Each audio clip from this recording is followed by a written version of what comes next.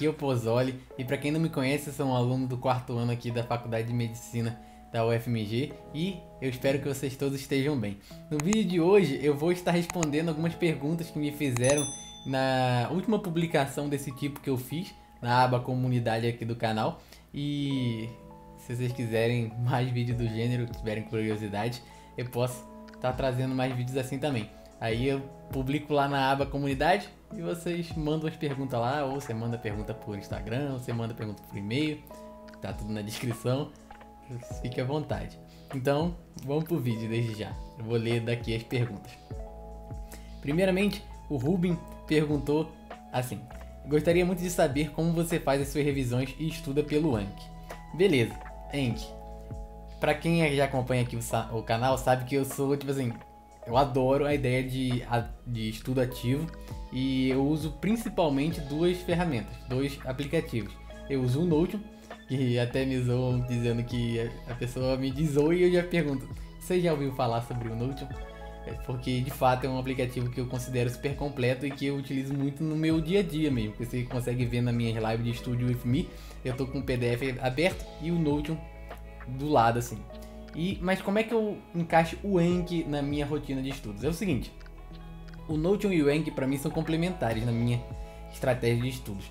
Porque eu gosto de fazer questões em algumas vezes aleatórias e outras vezes eu gosto de fazer questão direcionada para certo assunto.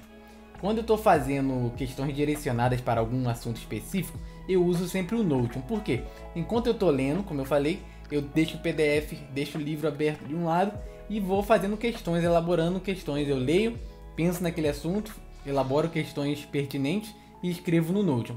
Só que o Notion não tem uma ferramenta embutida assim que você pode usar para ciclar entre essas perguntas de forma aleatória. Então, sempre quando eu vou ler ali, a não ser que eu mesmo faça um esforço de, na hora de chegar nas minhas perguntas e ver e abrir em ordem aleatória, ele não me mostra em ordem aleatória. Só que tem vezes que é muito útil você se pegar de surpresa, por assim dizer. E como você vai fazer isso? Você fazendo questões aleatórias. E para isso, é assim que o Anki se encaixa na minha rotina de estudos.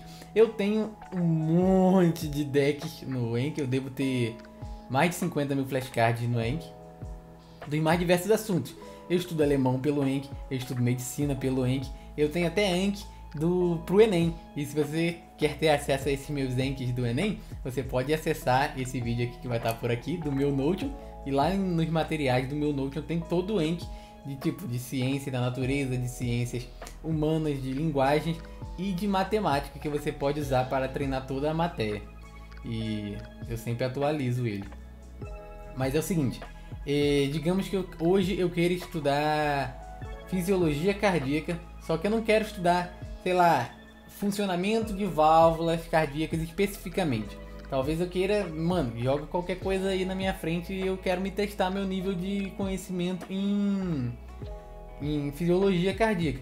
Para isso, o Anki é superior, na minha opinião, porque o Anki vai me mostrar os cards seguindo o sistema próprio dele de classificação, né? Porque quando você responde o Anki, eu vou deixar aparecendo um exemplo aqui na tela, nesse momento, que é o seguinte: você está respondendo o Anki, você está lendo a pergunta, lendo o flashcard, e aí você responde na sua cabeça e depois você clica no botão aparecer resposta, show answer, no caso do meu aqui que está em inglês. E aí ali embaixo você pode ver que você consegue ver, você tem várias opções. Você tem uma opção de marcar aquele card como difícil, como fácil, normal e médio. Cada uma daquelas classificações está relacionada a você ter que rever aquele card em mais tempo, por assim dizer. Quanto mais fácil você achou, mais vai demorar para o Anki te mostrar novamente.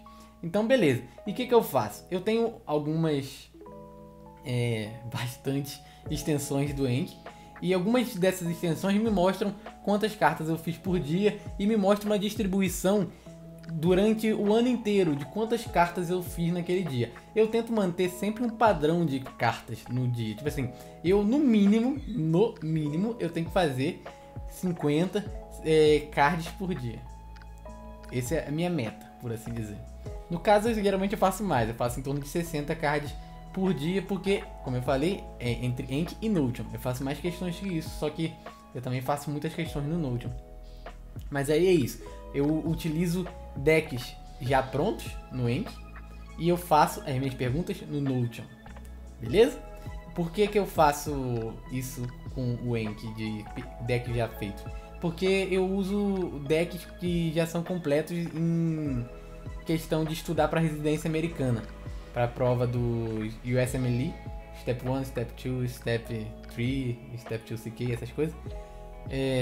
Ali já tem mais conciso, mais organizado, por assim dizer. E aí eu não perco tempo fazendo os flashcards, sendo que eu já faço as perguntas no Notion. Então é assim que eu uso o Notion na minha rotina. Sempre um número fixo na minha cabeça, tem que fazer no mínimo isso. E se eu estiver vendo, só para complementar, digamos que eu esteja vendo nefrologia na faculdade, eu tenho um deck de nefrologia. Então eu leio o livro, eu crio questões no Notion e eu faço Enki daquele assunto. E o meu Notion também, ele é codificado, né, para me mostrar novamente aquele assunto depois de um determinado período de tempo. E o Enki faz isso sozinho. Então é assim que eu faço minhas revisões pelo Enki. Muito obrigado, Rubinho, pela pergunta. Agora vamos para a próxima. Para Heloísa Santos, ela me perguntou: o que foi importante para você criar uma rotina nos estudos? Beleza, o que foi importante para mim criar uma rotina nos estudos? Para quem me acompanha aqui nas lives sabe que eu tô de férias e eu tô estudando ainda assim todo dia, 9 horas por dia, 9 horas e meia em média. E o que foi importante para mim criar uma rotina? Desde cara eu quero dizer que não foi sempre assim. Eu tive que me incentivar, por assim dizer, a fazer isso. Uma coisa que eu sempre falo é o seguinte: para você fazer as coisas que você tem que fazer, é bom que você crie facilitadores. E para aquelas coisas que você não tem que fazer no momento, você crie coisas que dificultem você de estar fazendo aquela coisa que não era para você estar fazendo. Então o que eu quero dizer com isso? Eu crio coisas que me facilitem a estudar. O que me facilita a estudar, por exemplo? Mano, eu sentava numa cadeira muito ruim. Então eu ficava tipo assim, nossa, eu sinto muita dor nas costas. E tava sentindo muito mais com essa cadeira. Então, por exemplo, ter uma cadeira confortável é um incentivador para você estudar, porque você está facilitando a sua vida. Isso é um exemplo. Mas o que vai te fazer ter rotina, mano? O que vai te fazer ter foco? É simples, parece banal, mas é você ter um objetivo. Eu tenho meu objetivo e esse objetivo me motiva. Inclusive eu estava conversando hoje com uma amiga sobre isso. Qual é a sua motivação, né, para estudar? Eu acredito sim que você tem que ter motivação, mas a motivação pode ser o que você quiser, é o que você cria, um objetivo que você delimita para você. Então, no meu caso, por exemplo, eu tenho um certo sonho que eu criei com uma outra pessoa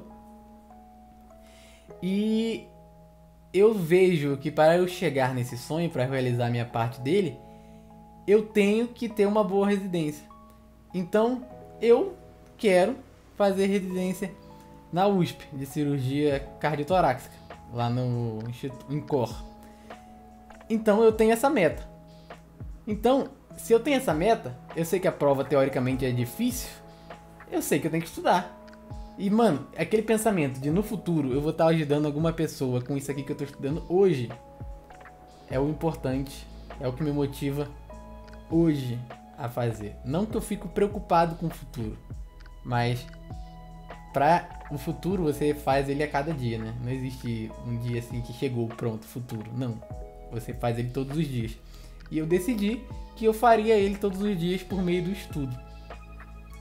E aí é uma junção dos dois. A motivação e esses facilitadores. Outra coisa também que eu falei é os dificultadores das coisas que você não tem que fazer. Como eu falei, eu não tenho Instagram instalado no meu celular, por exemplo. Eu não tenho rede social nenhuma instalada no meu celular. Se eu quiser entrar no Instagram, até porque é por isso que às vezes eu demoro a responder alguns de vocês que me mandam perguntas, é porque eu não recebo notificação. Mas se eu quiser, de fato, entrar no Instagram, eu vou lá no navegador. Já é um passo a mais que vai provavelmente falar, tô com saco de esperar ele carregar isso não.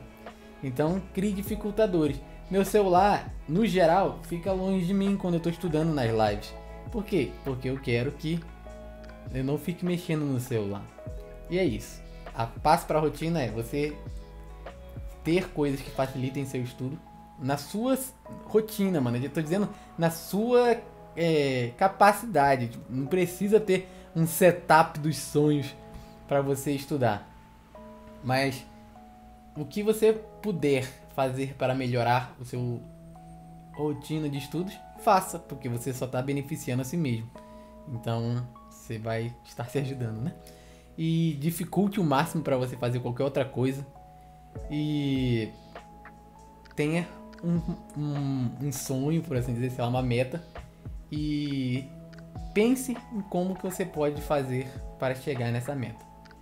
Pode ser que a sua meta seja passar em medicina. Você sabe que medicina é concorrida. Então, você pode seguir aqui meu roteirinho do Notion, porque para ajudar vocês. E você vai ficar motivado, você visualizando o futuro sem se preocupar com ele. Então, bora para a próxima. Muito obrigado pela pergunta, inclusive. Marcelo perguntou: alguma fobia, medo ou algo do gênero relacionado à medicina? Tipo sangue, miíase, etc. Então, muito obrigado pela pergunta, Marcelo. Desde já eu vou falar de miíase. Miíase, para quem não sabe, é a infestação de algum tecido seu por larvas de mosca, por exemplo. Ela vai devorando a sua pele, por assim dizer, a sua carne e tudo mais. Disso eu não tenho fobia de jeito nenhum. Eu, inclusive, gostava bastante de parasitologia, mano, que a gente mexe com uns bichos muito doidos. Mas sangue também não. Eu quero ser cirurgião cardíaco, então eu acho que eu vou ver bastante sangue na minha vida. E, inclusive, eu sou de boa, mesmo que seja meu sangue, sangue dos outros, isso não me afeta. E, mano, eu já passei por umas situações muito estranhas, mano, porque você tá dissecando o corpo assim, só que aí você encosta no intestino com bisturi, e aí você sabe o que tem no intestino. E é triste, mas, enfim, sempre de luva, né, e tudo mais. E não é o mesmo jaleco que eu uso para atender. Isso é muito importante, se você vai estar na anatomia, não use o mesmo jaleco para atender os pacientes. Mas fobia, eu tenho uma fobia na medicina, uma fobia, que é qualquer coisa que se relaciona à cirurgia oftalmológica. Eu não tenho estrutura para sequer ver um vídeo, mano, na internet de cirurgia oftalmológica. Você tem que ter uma... E não é nem questão de você ter precisão, porque eu vejo cirurgia, neurocirurgia, acompanho neurocirurgia, que tem que ser um bagulho super preciso e eu não tô nem aí. Mas a questão é... Não tô nem aí de ver, né? Sei lá, mano, eu tenho nervoso. Qualquer coisa que seja mexer no olho, você vê aquelas imagenzinhas assim no Google, você já fica... Eu tenho essa fobia. E... Qual foi o resto da pergunta? Não tenho medo de nada em relacionado à medicina, não. Inclusive, me zoavam porque eu ficava sexta-feira de noite sozinho no laboratório dissecando. Tipo, 9 horas da noite tá lá, só eu e os corpos para dissecarem. Meio estranho, né? Mas tudo bem. Mas, novamente, muito obrigado pela pergunta, Marcelo. Agora o Patrick Alexandre perguntou o seguinte. Ele escreveu o seguinte: estou muito em dúvida em qual curso escolher, medicina ou enfermagem. Poderia dar alguma dica? Uma vez que vi uma pessoa falando que se eu quisesse ter mais contato com o paciente, eu deveria fazer enfermagem. Isso me pegou na dúvida. Então, Patrick, deixa eu te falar. Eu já escutei essa balela muitas vezes, mano. Nossa, eu não sei da onde a galera tira disso. Eu não sei da onde a galera tira essa ideia que médico não tem contato, mano, com o paciente. A não ser que você seja radiologista ou você seja patologista. Mas a questão é o seguinte: ambas as áreas são importantes e ambas as áreas têm seu papel. O papel da enfermagem, muitas das vezes, é permanecer ao lado do leito, responsável por um paciente ou por 2 pacientes, o que estão naquele quarto, por exemplo. Você tem uma enfermeira atrelada àquele quarto. Se sua definição de ter contato com o paciente é você ficar toda hora do lado do mesmo paciente, beleza, talvez a enfermagem tenha mais disso. Só que isso não existe de quem vai ter mais contato com o paciente numa situação geral. O cuidar ele não é uma característica única da medicina. O cuidar não é uma característica única da enfermagem. Tem outros cursos, fonoaudiologia, você pode fazer terapia ocupacional, todos esses cursos, fisioterapia, todos esses cursos vão ter contato com o paciente, de uma forma ou de outra. E a medicina, falar da área, né, que eu faço parte, você vai ter muito contato com o paciente, sim, mano. Você pode ter uma visão, assim, como eu falei, tem áreas da medicina que você não precisa ter contato com o paciente, nem se você quiser. Você nunca vai precisar ver direito um paciente se você fizer radiologia. Se você fizer imagem, por exemplo, medicina nuclear. Se você fizer, por exemplo, anatomia patológica. Existem pessoas que se encaixam bem nessa área porque também gostam mais de ter contato com outros médicos, com outros profissionais da saúde do que com pacientes. Mas, mano, você vai me dizer que se você fizer oncologia ou se você fazer, como é que é o nome? Cuidados paliativos, você tá me dizendo que você não vai ter contato com o paciente se você fizer cuidados paliativos. É sério isso. Tipo, não faz sentido nenhum. Não faz sentido nenhum. Você não vai basear a sua decisão de curso no qual vai te dar mais contato com o paciente. Porque todos vão te dar contato com o paciente. O que eu acho que você deveria usar para nortear sua direção é o seguinte. Você quer ter um papel assim de mais de... Na equipe de um hospital, você quer lidar com mais pacientes? Ou você quer lidar com menos pacientes, mais focado em um paciente?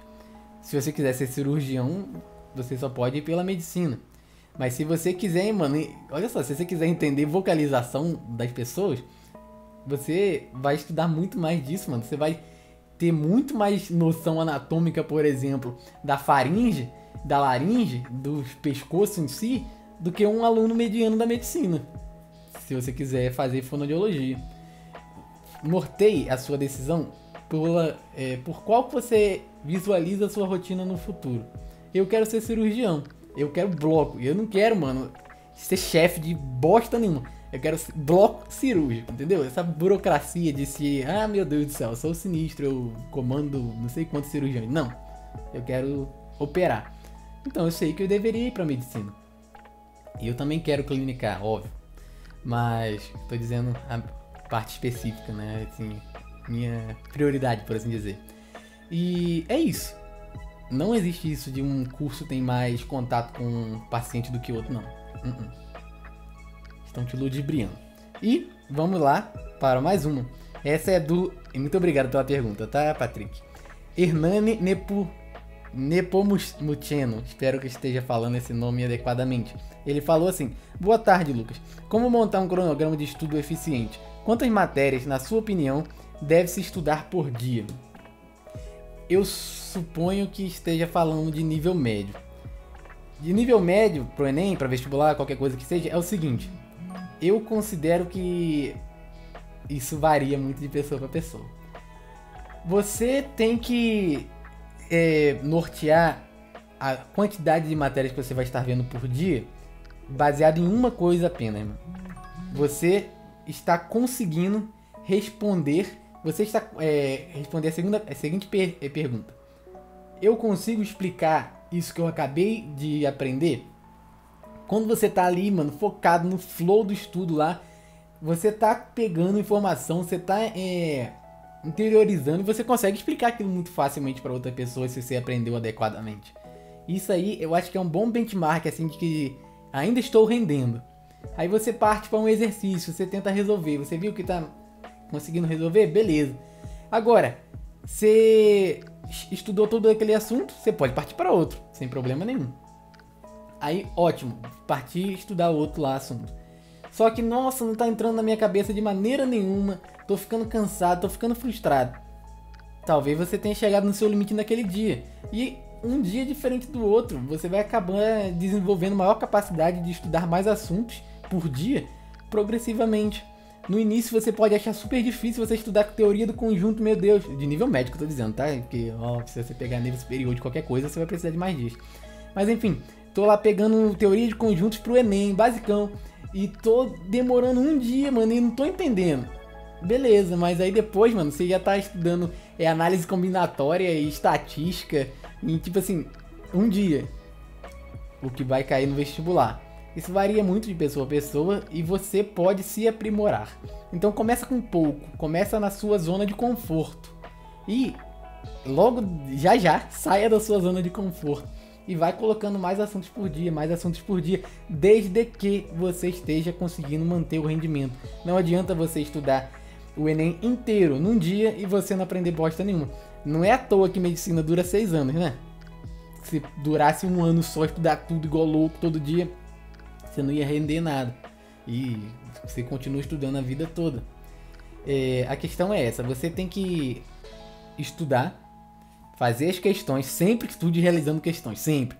Anote o seu rendimento. Literalmente, eu tenho uma planilha do Excel que eu uso para fazer isso de análise de rendimento. Está no meu Notion também, vocês podem pegar lá se vocês quiserem. Que ele simplesmente vai plotar assim, nossa, esse dia eu acertei 50%, nesse outro eu já acertei 53%, talvez no outro tenha sido ruim, acertei 46%. Ele já vai te plotar o gráfico de evolução, tipo de 300 dias, ou mais dias, do dia que você quiser, quantas vezes dias você quiser, ele vai plotar lá pra você. E isso te auxilia demais a você ir criando confiança, e isso te auxilia demais a você ir de fato falando, não, eu tô conseguindo um rendimento bom estudando essa quantidade de assuntos nesse dia, talvez eu possa passar para um assunto a mais.